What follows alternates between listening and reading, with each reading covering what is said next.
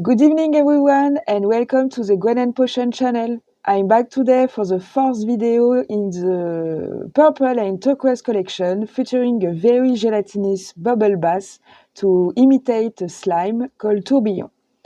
I love making this type of recipe for my nephew. They are quick to make and last a very long time. He likes to play with my concoction during his bath, and he loved the Harry Potter bubble bath. Here you'll find a variation of this recipe. For its scent, he opted for a gourmet fragrance oil from Smellingood called Cookie Sharp, a blend of honey, warm milk, chocolate, warm cookies, vanilla and caramel. I've already prepared my ingredients. In a large bowl, I've wetted the water, surfactant, xanthan gum, cornstarch, and baking soda. This part will go into bain-marie. Once everything is melted, I will mix it together and let it cool but not harden before adding the fragrance oil and preservative.